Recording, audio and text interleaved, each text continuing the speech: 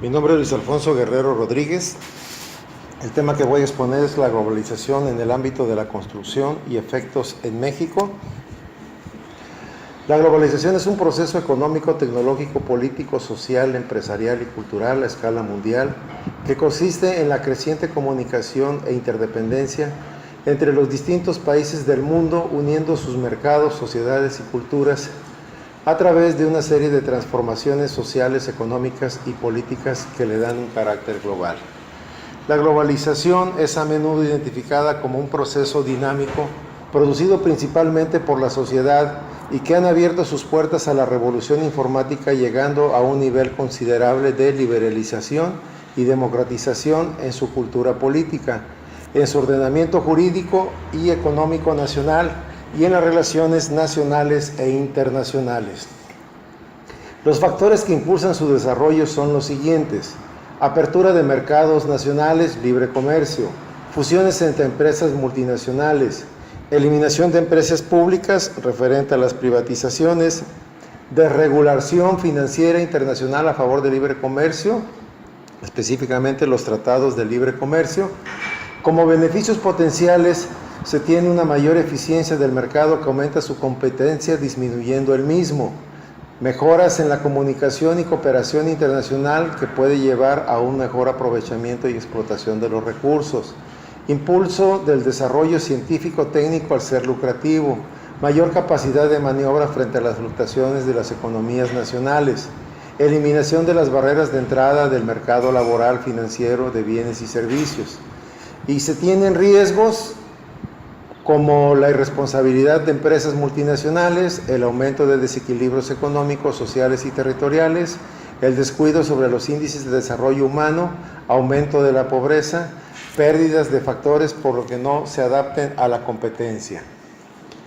Surge la pregunta de cuál será el impacto de la globalización en la vida económica, política, social, cultural de los países latinoamericanos y cuál será el impacto sobre los valores y creencias de estas poblaciones.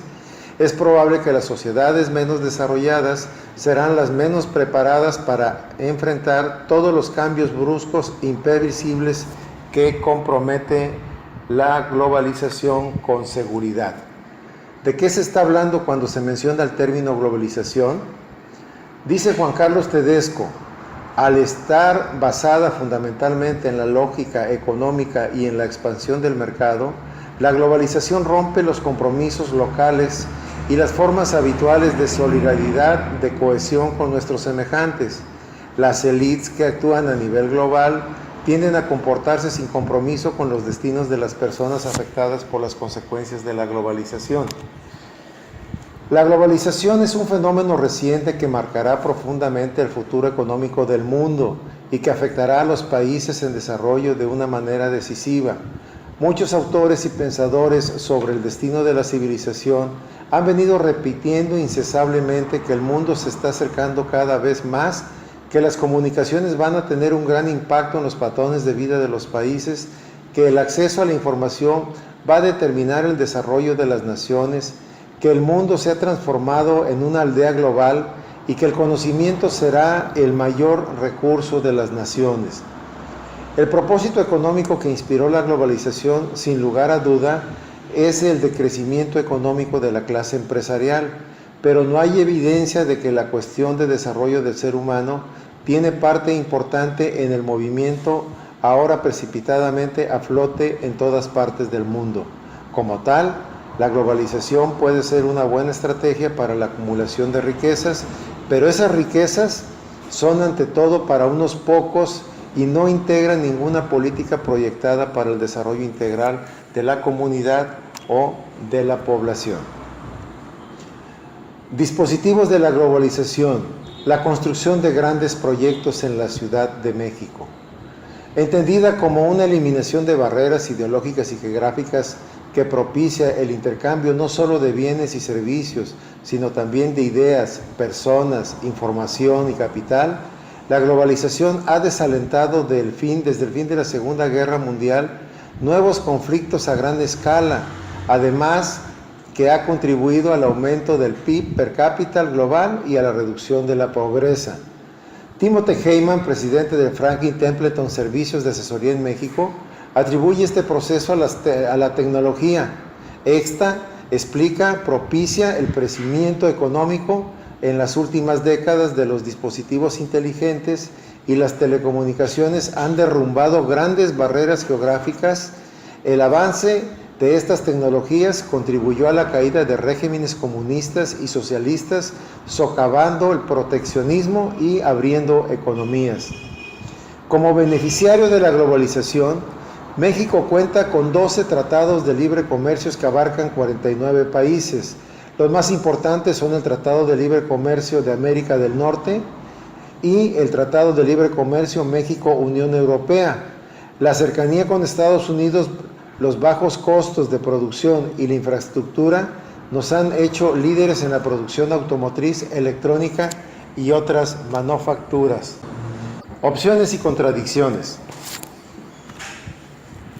Vladimir Safransky denomina el globalismo al conjunto de variantes ideológicas que hacen de la globalización una ruta única unidimensional.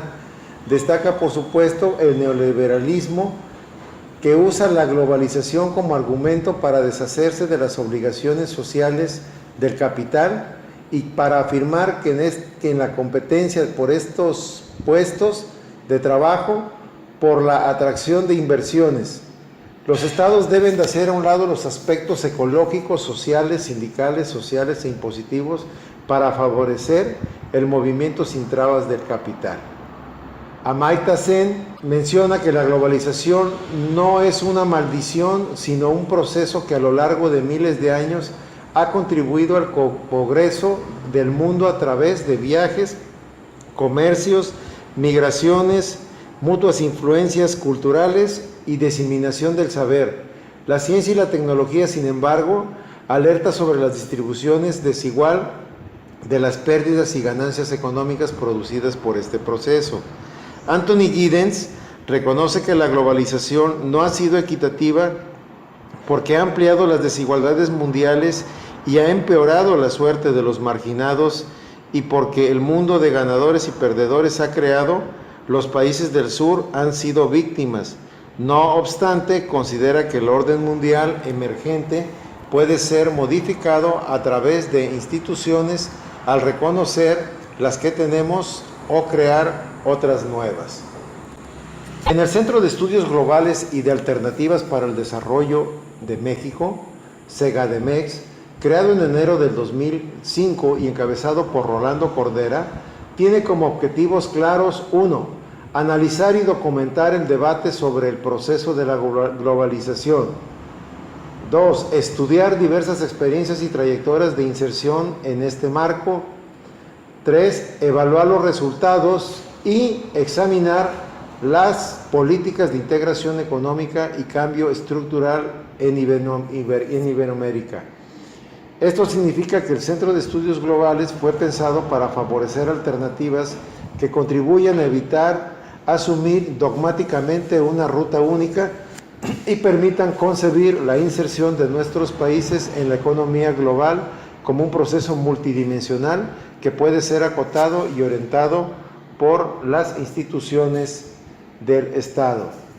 La presentación marca la pauta general de la obra y ofrece una contextualización obligada a reflexionar sobre las reformas económicas y sociales que surgieron en la crisis económica de 1982 y que se orientaron a la globalización de México a través de la modificación radical de las relaciones entre el Estado y la sociedad, y la reforma política que culminó a finales del siglo pasado con la elección del presidente Fox.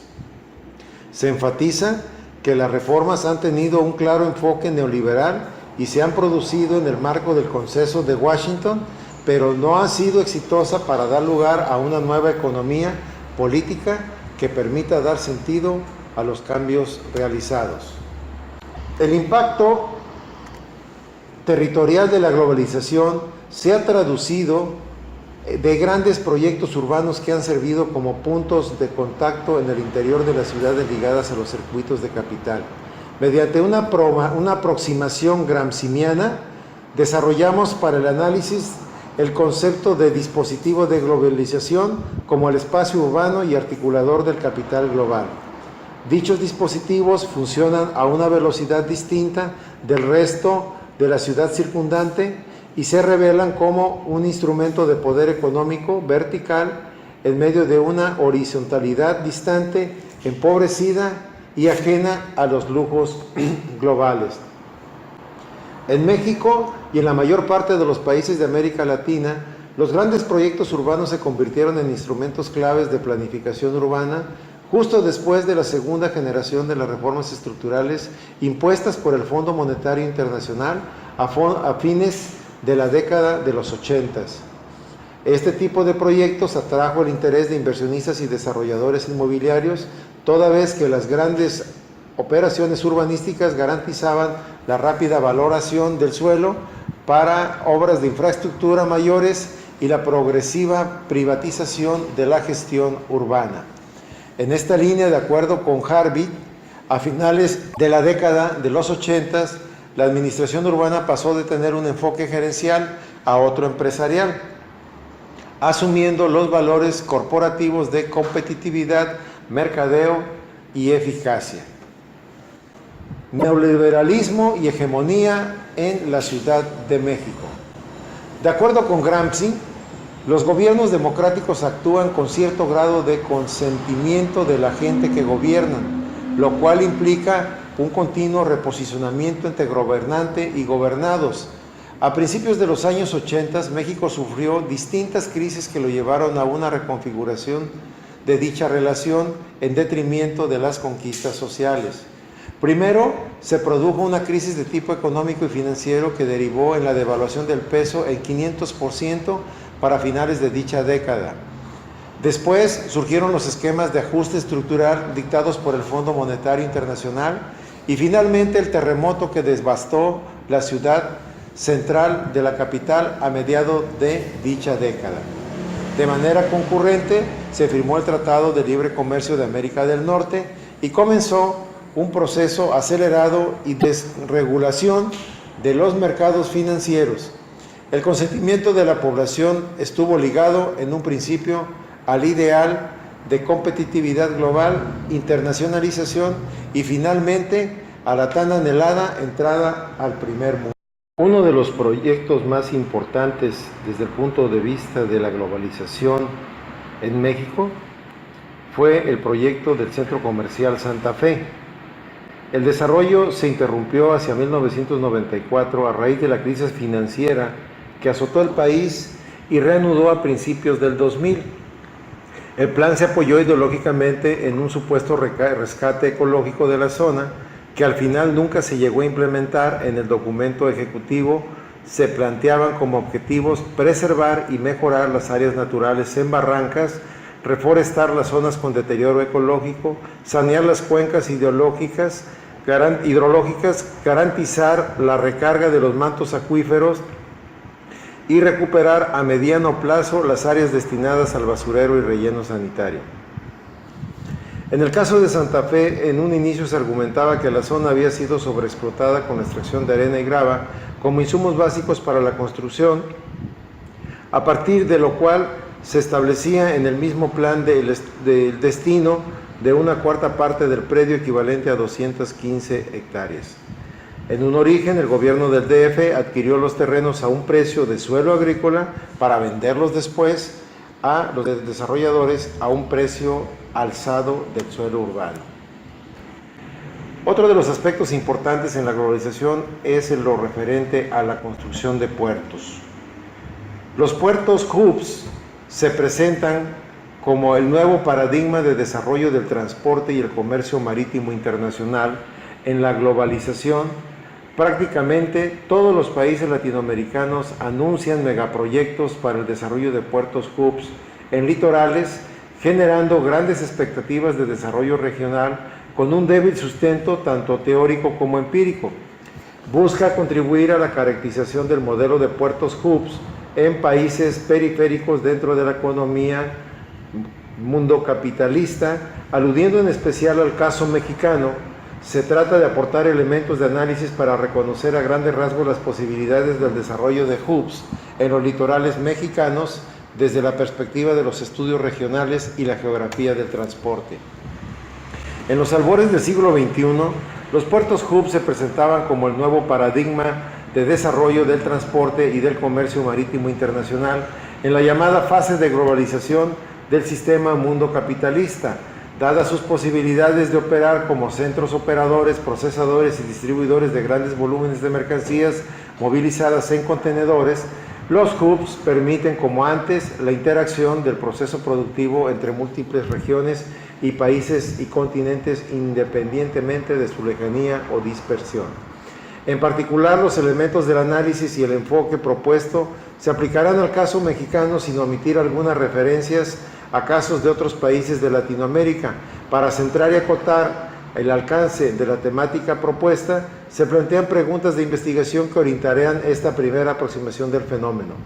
¿Es posible crear puertos hubs en los litorales de México?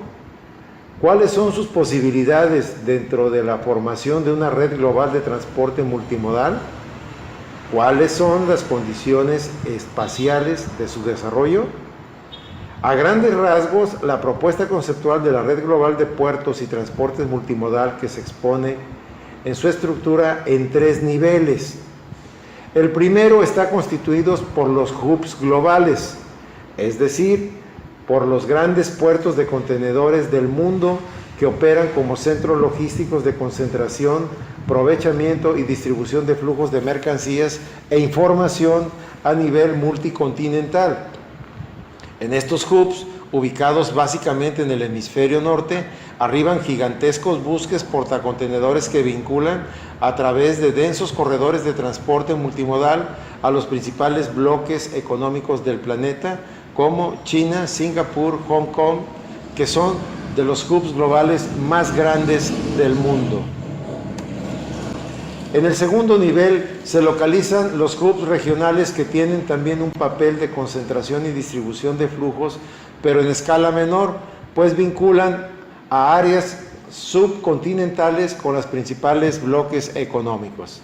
Y por último, en tercer lugar, están los puertos alimentadores, ubicados en países o regiones que generan una baja densidad de flujos y por lo tanto son atendidos por embarcaciones pequeñas que acercan la carga a hubs regionales o globales donde será distribuida hacia el destino final.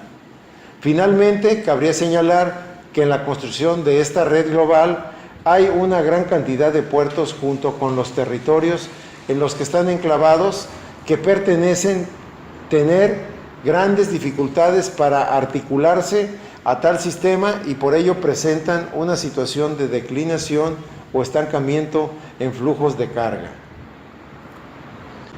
Hubs globales y hubs regionales en la configuración de una red global de transportes. En espacios emergentes e históricamente no centrales dentro de la economía mundo capitalista, caracterizados por fuertes incrementos recientes en los flujos, la red global de puertos ha requerido una instancia intermedia entre el hub global o puerto principal y los puertos alimentadores. La mayoría de los hubs regionales se encuentran en la intersección de las rutas este-oeste con las rutas norte-sur. Tal es el caso de la Terminal Internacional de Manzanillo en Panamá y de algunos puertos caribeños como Kingston en Jamaica y Freeport en las Bahamas. Estos hubs regionales vinculan flujos de gran diversidad de países del Caribe, Centro, Sudamérica, con Asia y Europa. De manera esquemática puede decirse que los hubs regionales reciben buques de tamaño intermedio entre 2.000 y 4.900 TEUs y procedentes de los hubs globales, y buques menores entre 500 y 1.900 TEUs procedentes de puertos alimentadores. Lógicamente, entre los hubs globales se mueven los buques más grandes, los llamados Ports Panamax, de 5.000 TEUs hasta capacidades de 10.000 TEUs. TEUs significan 20 Feet Equivalent Unit, que es el equivalente a 20 pies. Al respecto, cabe señalar que en México, desde la década de 1990, los puertos hubs de Guaymas Salina Cruz, Tuxpan y Coatzacoalcos y Tampico entraron en fase de estancamiento y parecen tener dificultades a las redes globales del transporte multimodal. El desarrollo de los puertos hubs en México. La tendencia hacia la concentración en pocos puertos ganadores fue particularmente intensa durante los 90, como lo menciona Ojeda. Resultado de ello es que durante la presente década el Pacífico mexicano presentó índices de concentración muy elevados en el movimiento de contenedores en el 2007.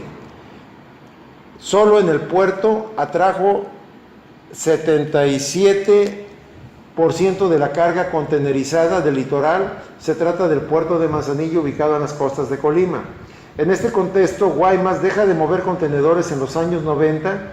Lázaro Cárdenas y Salina Cruz sufrieron una fuerte caída en los años 90 y Mazatlán se estanca sin poder aumentar su participación relativa. En fechas recientes se ha incorporado al movimiento de contenedores del puerto de Ensenada y Baja California, pero su participación es ilimitada, aunque se espera que pueda crecer a un buen ritmo si logra mover insumos a gran escala para las empresas maquiladoras de Tijuana, Mexicali y la propia Ensenada. En 2007, el litoral del Golfo de México y el Caribe de México muestra una concentración importante de flujos de contenedores en solo dos puertos, Veracruz y Altamira. El primero movió cerca del 60% del tonelaje de carga contenerizada y el segundo un 33%. Entre ambos suman un 90% de carga contenerizada. De este tipo de carga en el litoral, el resto de los puertos del Golfo, salvo Progreso en Yucatán, se han estancado y han perdido presencia como nodos de desarrollo regional y de articulación de cadenas productivas.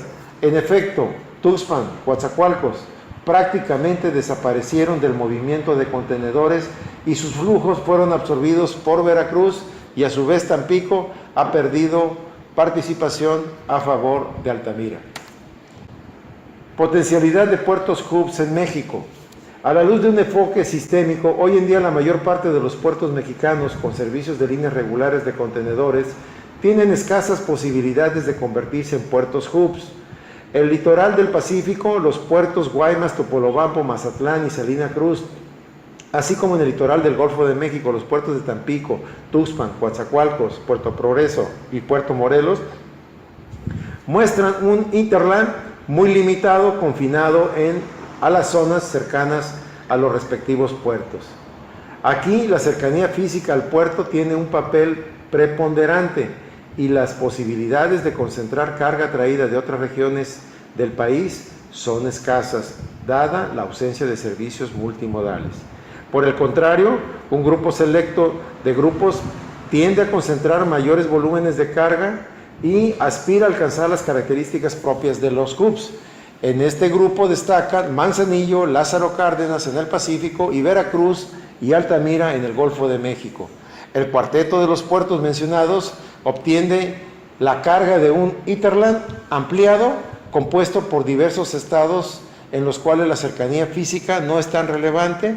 Se trata de una estructura de vinculación multirregional y diversificada que eventualmente permite al puerto concentrar elevados volúmenes de carga.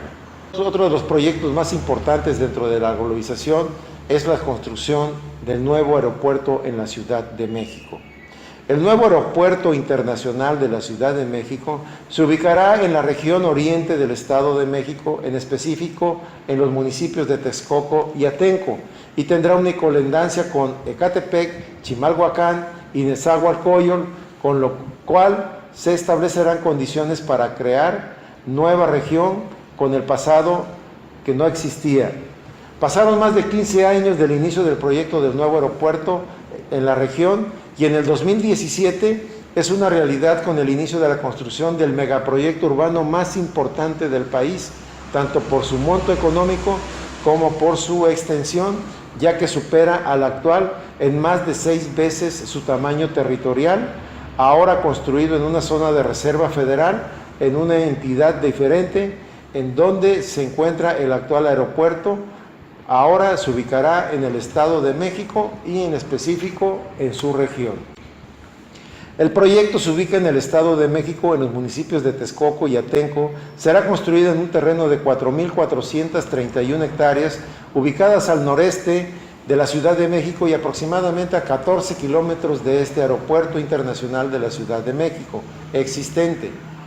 El predio del proyecto está limitado al norte por el depósito de evaporación solar El Caracol, al sur por la carretera Cuota Peñón-Texcoco, al este por tierras de cultivo y al oeste por áreas urbanizadas de las delegaciones Gustavo A. Madero, Venustiano Carranza de la Ciudad de México y el municipio de Ecatepec de Morelos en el oriente del Estado de México.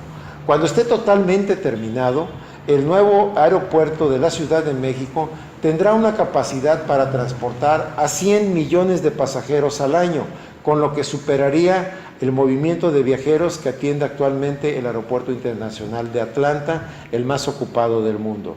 De acuerdo con la información de la firma de ingeniería Parsons, que trabaja en el diseño del nuevo Aeropuerto Internacional de la Ciudad de México, la fase inicial del proyecto transportaría anualmente a 36,000 millones de personas, pero hacia la última etapa podría mover a más de 100 millones de pasajeros y más de 1 millón de toneladas de carga. Como referencias voy a mencionar el aeropuerto en la actualidad más grande en el mundo, es el de Atlanta, con una capacidad de 94.431.000 pasajeros anuales y recibe una carga de 565.723 toneladas. El aeropuerto de la Ciudad de México actualmente recibió una capacidad de carga de 31.534 millones de pasajeros y una capacidad de carga de 376.586. Más sin embargo, el nuevo aeropuerto en la Ciudad de México, como lo mencioné anteriormente, tendrá una capacidad para 100 millones de pasajeros anual y 1 millón de toneladas de carga. Esto lo haría el aeropuerto más grande del mundo construido en la actualidad.